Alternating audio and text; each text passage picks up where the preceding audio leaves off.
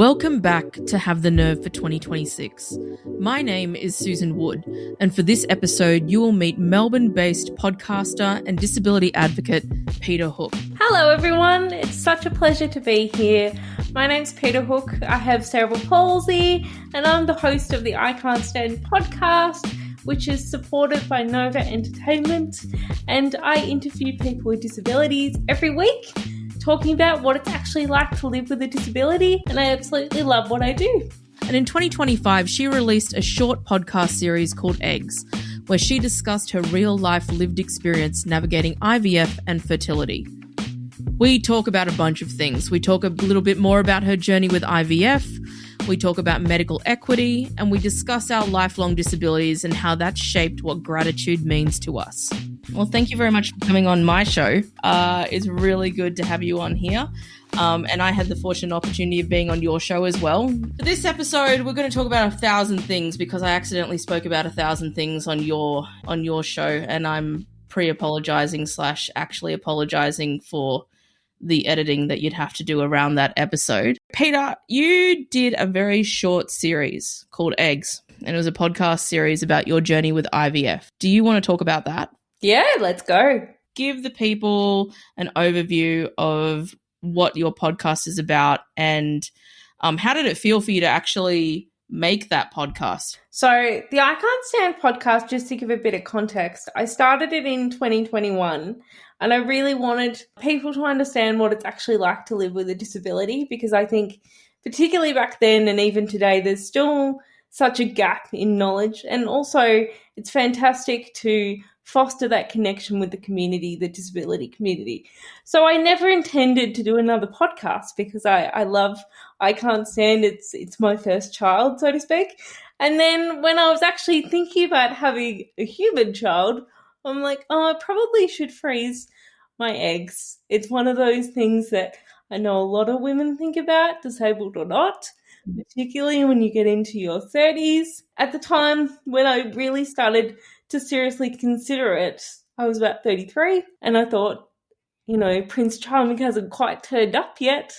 His timekeeping's terrible, so I better think about putting my eggs on ice. And look, I anticipated it would be a challenging process because anything in the medical industry, as you well know, having a disability is super challenging, but it was one of the hardest things I've ever been through. And when I say that, it wasn't necessarily to do with my fertility.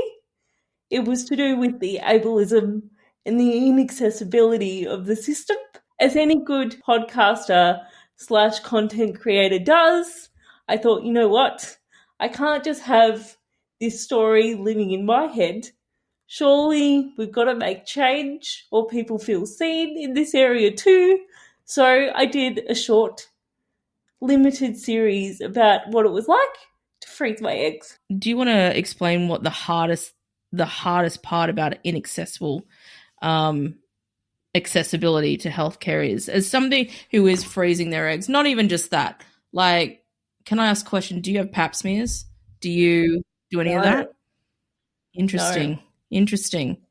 And what's the main hurdle to inaccessibility? Because currently, there's a lady who is wanting to do some volunteer writing for me. And we were talking about the experience of being a disabled female. And she is trying to book a mammogram. And that has been fraught with delay after delay after delay. So do you want to give the listeners a bit of an overview of your journey with IVF? Look, I want to preface by saying that I'm very privileged to, one, have this option. Like, it's not a thing that everybody can just do financially and physically. So I know I'm very lucky to be able to even attempt this or attempted it. And also I want to acknowledge that a lot of women go down this path and maybe not get the outcome that they were hoping for. And that's always in my mind.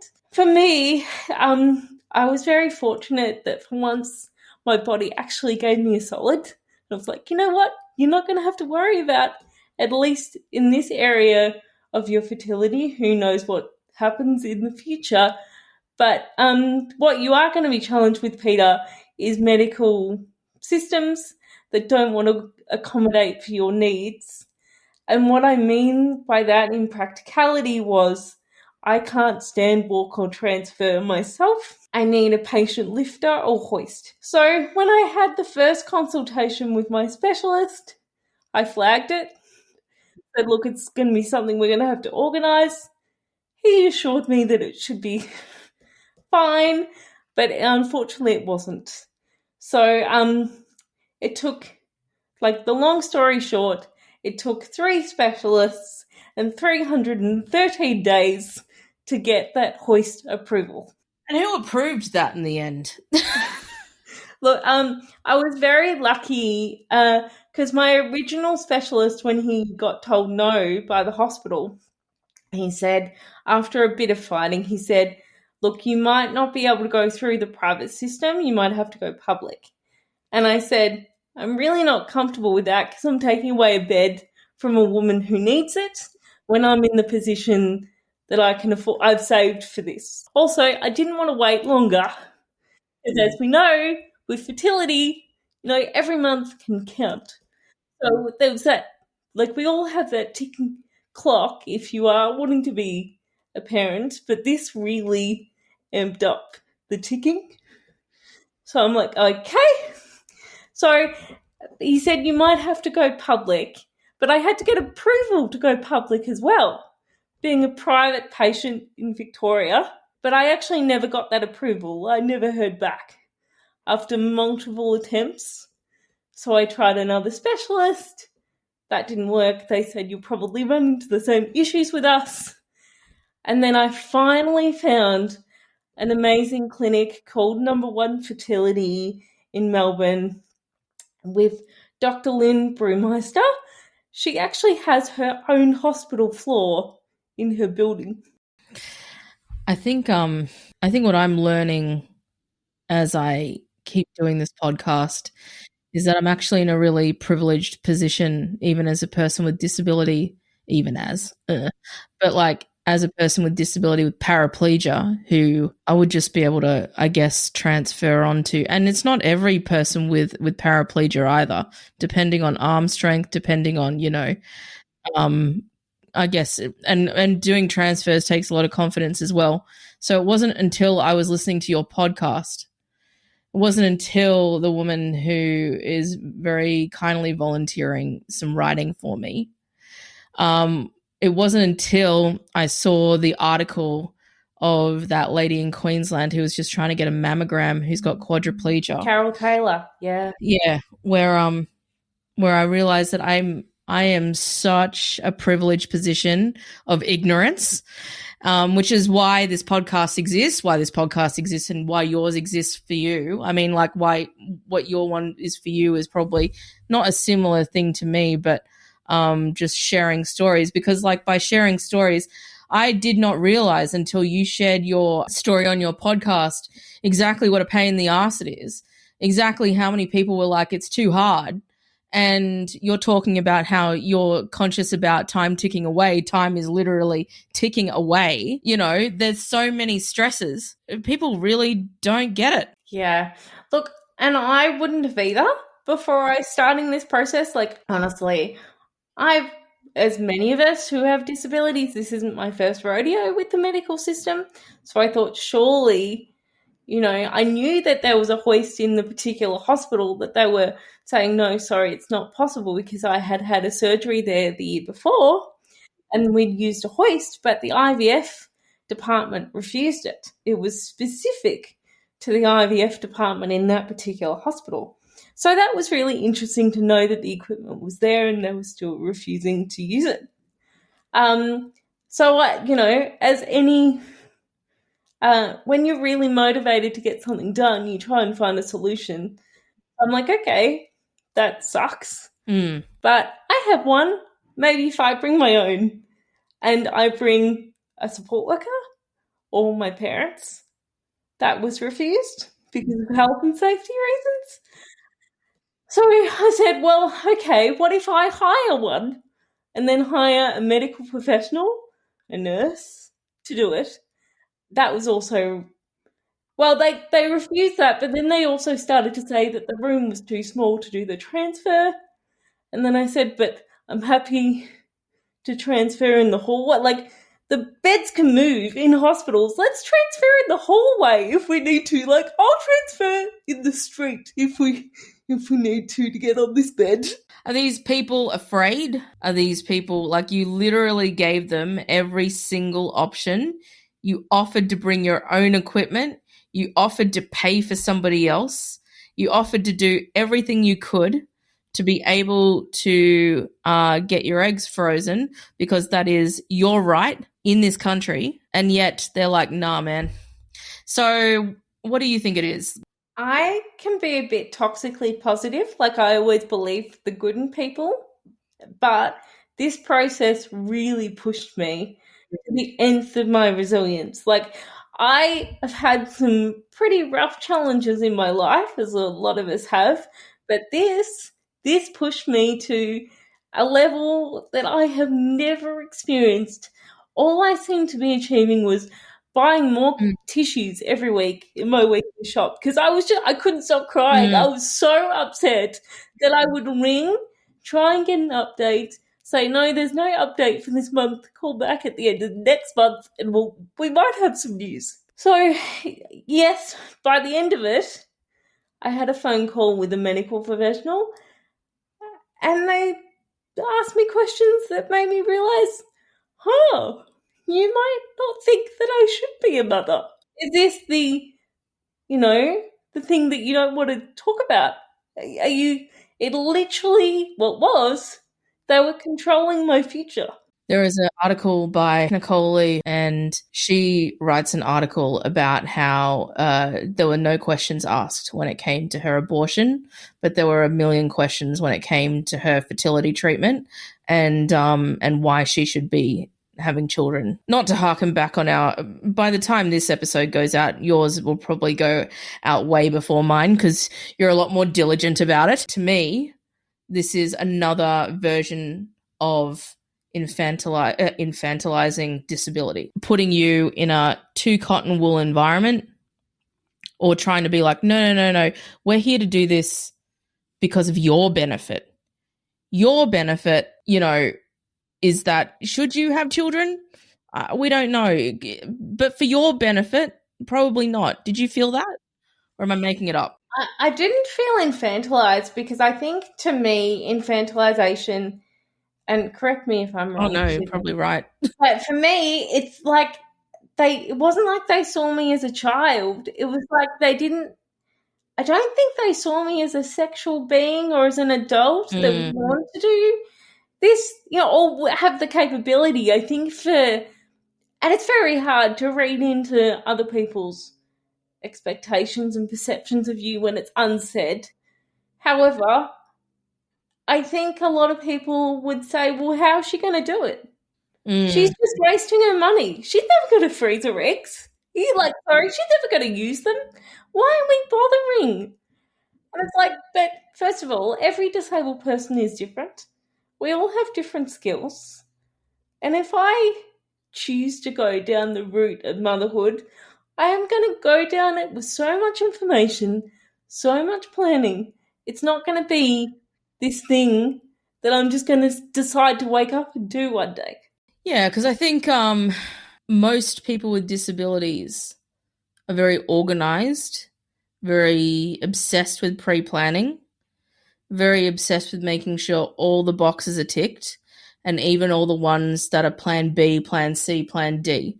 So if you think about that and then pass that on to parenting, we may be some of the most organised parents. You want to get that child out of the door? They'll be out at 7 a.m., even though it's probably 9 a.m. that they're supposed to be out of the door, because we've thought about everything. I don't know about you. I love pre-planning, but I'm also obsessed with what if it goes wrong? What if something goes wrong along the way?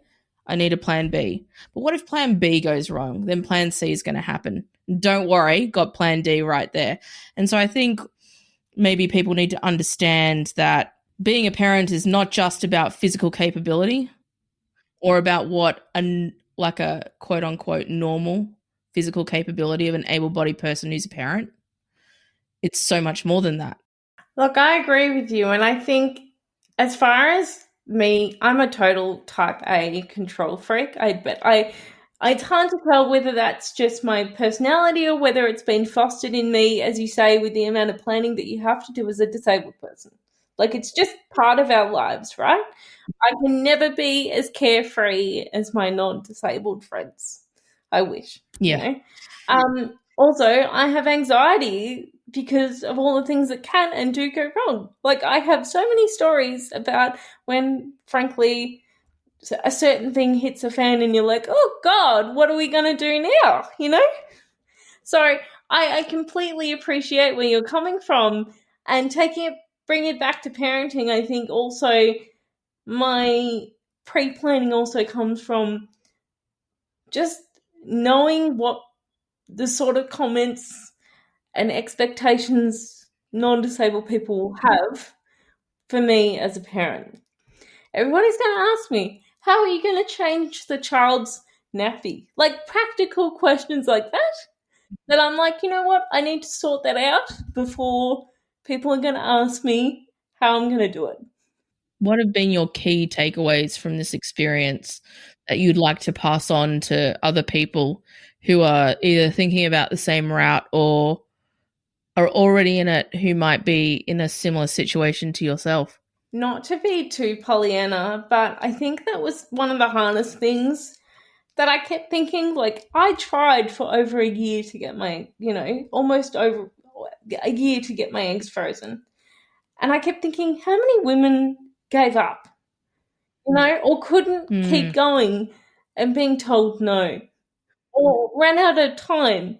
It really upsets me even now to think about it, because, nobody should have the right to tell a woman what she wants to do with her body. That's really hard to sort of think about, to think, God, like, how many, even if there's just one or two women out there that have given up, that really hurts. Yeah. Yeah. You and I talked about it on your show. When you're growing up with a disability, and then it's almost like I don't know how to describe it. It's like you always make allowances for things. Some of the allowances come at the expense of your own happiness. Being a parent, or trying to be a parent, somebody with a disability, as a woman with disability, or somebody who wants to carry a child, and it might seem like everybody is literally like, that's too hard. You're also convincing yourself that that's also too hard. That is sad. See, I'm of the personality, if somebody tells me no, I'm more determined. Yeah, and that's where I think sometimes I can be clouded in my opinion, to be like, am I just doing something because somebody told me no? And, like, I really need to, and I'm a very self-reflective person. I'm always like, now, Peter, are you actually just doing it because that's what you want? Or is it because you want to prove something to other people? And I really have to watch that. What about this situation? For me, because it took so long and I was told no so many times, it really confirmed to me that it was the right thing, because it would have been easy to give up. Like, it was so bad for my mental health that it probably wasn't advisable for me to keep pushing through. And I don't know what I would have done if I was still pushing for those eggs to be frozen today. I'm just so pleased they're sitting in a freezer. So what did this whole experience teach you about tenacity? I think it's just taught me, well, I mean, there's been a lot of things in my life that have required resilience, but I just sort of think, well, this was a pretty shitty situation, and yes, the next stage will probably be equally as hard, if not worse, but I feel like I've gone through what I have, and if I got through it once, I can do it again. 100%. So you've got the podcast out there. It was shit to get to the stage where you finally had something that you want. What was the reception? It was really good, but it was also, I didn't expect it to be as hard as it was for people to actually care. That was interesting. Like, I kept sending it to different organizations to be like, hey, this should be an area that you should be aware of. And you get to 3 or 4 emails through and then it stops.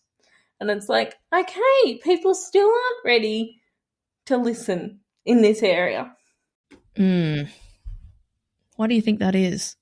Especially the organizations that you're approaching. I don't know. Maybe my work isn't high quality enough, Susan. Like, you never know.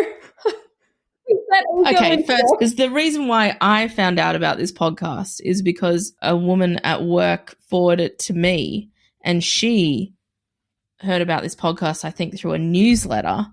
And so it was like 2-3 chains until it got to me. And to me, listening to that podcast, one, again, like I said, incredibly eye-opening for myself and my own ignorance of the situation. But also, secondly, just addresses, like you say, a women's issue that, although is kind of talked about a little bit, is not really talked about enough from more perspectives than one. So you're bringing another perspective to the party, which I think is super important. Hey guys, it's Susan, cutting myself off on my own podcast. I just want to thank everyone again for their continued support and listenership of Have the Nerve. I'm always striving to bring you experiences that are as diverse as disability is itself. I would love if you can help me out this year. As we're approaching our 5th year of Have the Nerve, I would like your input into topics that would interest you. If it helps, go through the Rolodex of this podcast if you're a new listener to see what has been spoken about. And if you think, wouldn't it be great if you covered... I want to know. So email me at community@scia.org.au. This will be in the show notes with the subject heading podcast topic request. It'll really help me a lot and it will be much appreciated. Now back to our regularly scheduled program.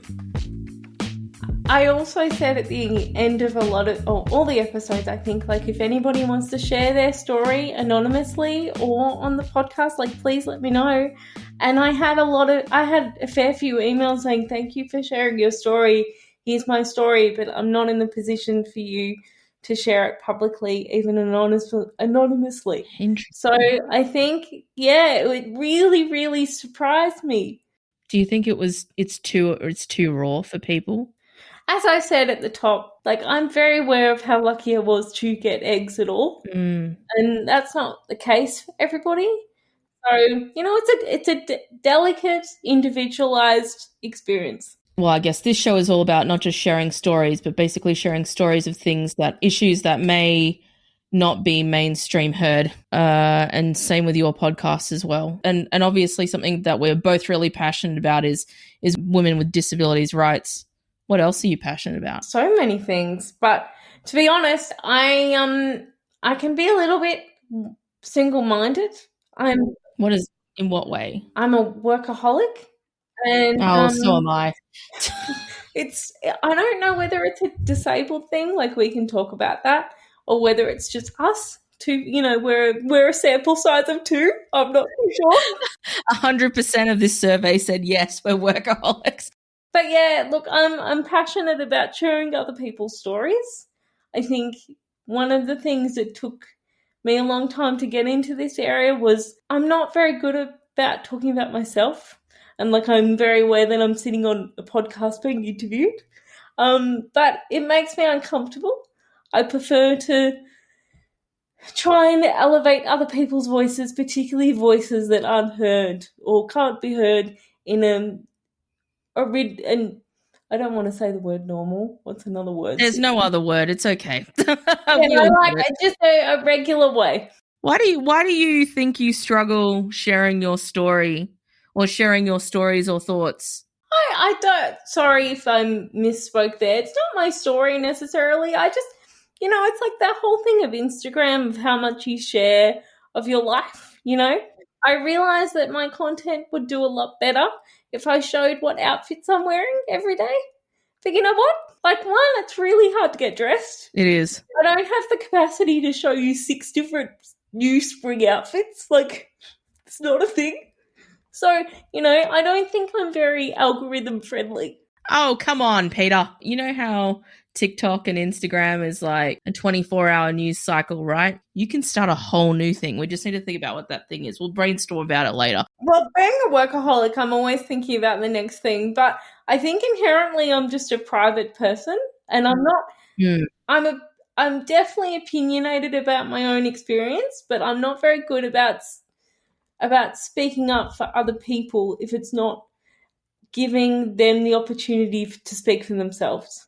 I agree, because numerous times I can't speak on behalf of somebody who's got quadriplegia. I can't even speak on behalf of another person with paraplegia. I can really only use my lived experience with what I have. And if somebody finds something similar in the story that I have, then great. I guess you and I could talk about our problems till the day we die, right? So there's just problem after problem after problem. And a part of you just doesn't want to talk about all the problems. A part of you just wants to be happy or feel at peace.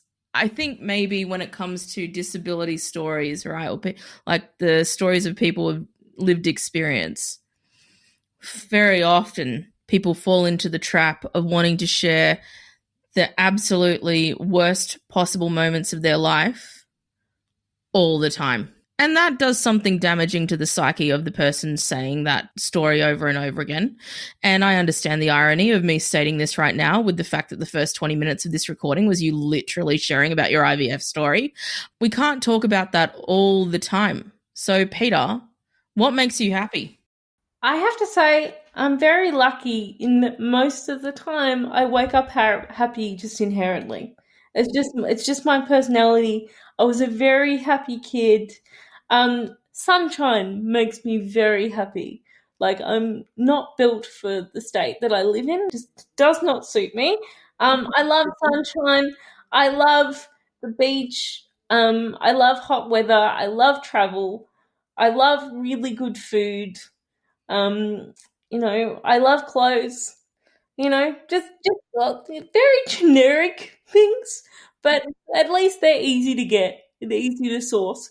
What do you think are some of the positive things that have come out of having your disability? Like, for me, having a lifelong disability, I think if I were able-bodied, I would be an explosive kettle, because I feel like I am always on the cusp of losing my mind, but this disability forces patience in me, and it also makes me enjoy things that I don't know if a lot of people have a lot of time for these days, because we live in a world that's very quick and fast, and people want to be satisfied immediately and they want dopamine hits immediately. And I am always like a little bit like that. Like, I listen to videos all the time. I watch videos all the time, listen to podcasts, but I don't know. There's just something about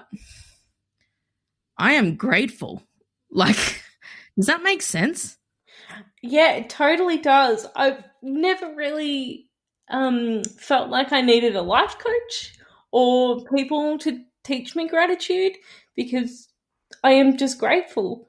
And like, it seems like a really sort of cringy topic to sort of talk about, but it's just the truth. Like, I am inherently grateful that my hoist worked this morning. I was able to have a shower. I could get dressed myself. Nobody knows what color undies I have on today. It's awesome. Only me. I'm very grateful that my parents are still happy, healthy, alive, all those things. I'm very grateful for my friends. You say that you're a workaholic, but is there anything that you would like to achieve that you're working toward, that you're very much passionate about? Look, I've been working on something for a while, and I'm just a business-minded person, and I'm looking forward to finally being able to use that side of my skill set. It sounds mysterious. Sorry. No, that's fine. We're going to keep people wanting more. That's what the mystery is all about, Peter. You need to have people wanting more. You'll have to get me back on. Hopefully by next year, but knowing my luck, it'll be the year after. That's all right. As far as I'm concerned, this podcast dies with me. Oh, gosh. I was having a think about our conversation last week and how it went into 1,000 different directions. It really did. Sorry about that. Do you edit the podcast? I do. Out of interest? Oh, fuck. I'm so sorry. You've given me a lot to use, which I love. Oh, okay, fine. Thank God. But I was having a think about how I don't speak to people with other conditions enough. Even speaking to you last week, because predominantly my podcast is people with spinal cord injuries. It's literally in our company name. And even though we do support people with a lot of other disabilities and conditions, it's primarily spinal cord injury. So I just wanted to maybe ask you and compare notes on maybe a few things that I think would really help our listeners. One of our most popular episodes that we had is a couple of episodes with a child psychologist and a community nurse about growing up with a disability. Now, I was the only one with a disability in this episode. And I was on another podcast where I was talking about childhood experiences, and I mentioned it on your podcast, Helicopter Parenting. What was your experience going into school, high school, and then post-school education, employment, that kind of thing? I mean, hindsight is 2020. My kindergarten experience was magical. Awesome. I met some amazing friends. I was the only person to my knowledge with a disability in that kindergarten. Me too. And my kindergarten was next door to my primary school. So a lot of the kids went to primary school with me, which was a really great foundation because, I was just treated like any other kid. Particularly, prep was like the pinnacle. They all loved me. It was great. They all wanted rides on my wheelchair. It was great. And to this day, my best girlfriend is a girl that I met in kindergarten. Primary school was really good. I had a few operations. One in particular went wrong and I was really unwell. So I missed a lot of school. Looking back, I gravitated towards the kids that did have a disability, but I didn't know that they had a disability. So I think some of the teachers used to be like, Peter, can you just have a play with this little girl? She's feeling a bit sad today. So I took on that role without sort of knowing. So there was a lot of people in my friendship group were able-bodied, non-disabled, but also people with intellectual disabilities. I had a girlfriend who had a stutter. So it was like a great time, but I didn't really consider myself to be disabled at the time. Me too. Cool. We're just like pieces of a jigsaw puzzle and we all look a bit different, and that's great. High school was a big change because I went from a public primary school to a private high school. Looking back, it probably wasn't the right choice. I went there because all the kids in my street went to that school, and I didn't want to be left out. Yeah, that's exactly what happened to me. Except I went to public school. So I'm like, cool. I'm going to go to the fancy school that everybody's going to go to. Why shouldn't I? And my campus was great, but the overall culture of the school wasn't right because it was very academic focused and very sport focused. And I was the only one in the school in a wheelchair for my whole school period, from year 7 to year 12. Peter, were you also forced to be a goalie in a soccer game? Because that's what happened to me in high school, and then I was hit in the face with a soccer ball. Look, not quite, but I certainly handed out all the ribbons and did all the timekeeping at all the sports events. So if you feel like you went to a public school, what do you reckon would have changed? Look, I don't know, to be honest. I could have completely got lost. I'm highly dyslexic and I struggle with maths as well. So academia was not my strength. And to be honest, it was just a miracle that I got through school. I was never bullied. I'm very lucky, always had very solid friends, to the point where the day I turned 18, of course, I was wearing a birthday hat. I bought myself. I was wearing a birthday hat, walked into the year 12 area, and the whole year level was there to sing me happy birthday. And they decorated the cluster. It was beautiful. So nice. And not to say that there wasn't people that I don't gel with, if we want to say that in a more politically way. There was definitely people there that not my sort of people, but I was really lucky that I had solid friends. Really solid. I think my friends are the things I'm most proud of. I'm most proud of my circle of friends because, for the most part, I've been able to maintain people from each stage of my life, at least one. And I think being an only child, you always worry you're going to be left. You're going to be alone. I'm also single, so this theme has been ongoing. So friends to me has been fundamental in me being able to cope with life. And when you ask about happiness before, I kicked myself because to me, my friendships are so important in that. I realize I relate to you quite a lot. I'm not the only child, but I'm the only child of my mother. So I was basically raised as an only child. And being an only child, you are correct. There is a whole thing around feeling left out all the time. But there's also an aspect where you just love being alone. Well, for me at least. It was so freeing. I don't know when you started living alone, but living alone by yourself with a disability is one of the most freeing things I had ever done for myself. I don't know if you feel the same way. It's total bliss. Yeah. Total bliss.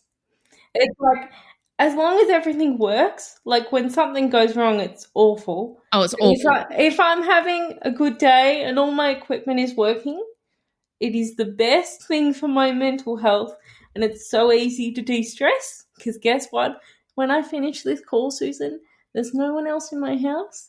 So if I decide that I want to just sit in my house with just a bra on and have a G&T on this Friday night, you know what? I'm going to do it. People live alone all the time. But when people live alone and then they have a disability, or when people live alone and they have something that people don't expect somebody with a disability to be able to do, you just go, it's just another, yeah, I can do that. I always knew, my parents always told me that I could. And that was really, really important, because when other people said I couldn't, I just ignored them. I think one of the reasons why I'm the way I am, and that I'm able to deal with all the complexities that I deal with, it's because my parents are so solid. Their mental health is so solid. They've both been through so much stuff themselves, but they are so happy inherently in themselves, and they've passed that on to me. And they've never, ever doubted anything I've done. Anything. So it's really hard, because I think really it's personality. And it's, I think if my parents had been hesitant, that would have made me hesitant. And I have enough anxiety as it is. I call them for reassurance. So even if, and I don't think they do, but even if on occasions they pretend and they're like, you know what, Peta, you can do it. I'm like, you know what, I can. I think it's very important for a parent to be very encouraging of their child, no matter what age, at any age.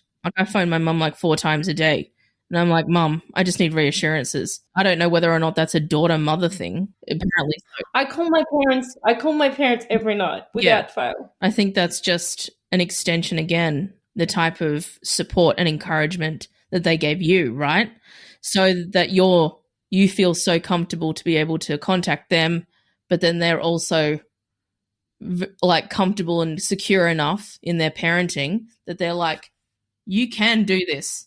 And you know what? If I'm talking to parents right now, if you're not going to do it for your child, nobody else will.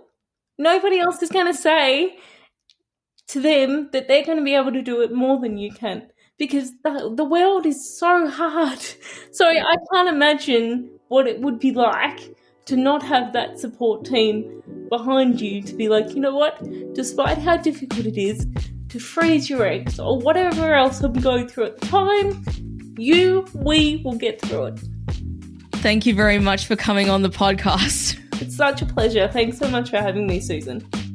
You've been listening to Have the Nerve. This podcast has been written, produced and edited by me, Susan Wood, with logo art by Kobe and Moore. This episode wouldn't be possible without the funding from the Department of Social Services as part of our resource hub. Everything we've discussed in this conversation is in the show notes of this podcast. And now I'm just going completely off script because in the past I have tried to come up with some creative ways to share this podcast with somebody. I think I mentioned Tinder profiles or Hinge profiles or maybe a first date. But I'm thinking maybe you should go to your Facebook group that you're a part of and just, if you like this podcast, just be like, hey, I think you should listen to this podcast.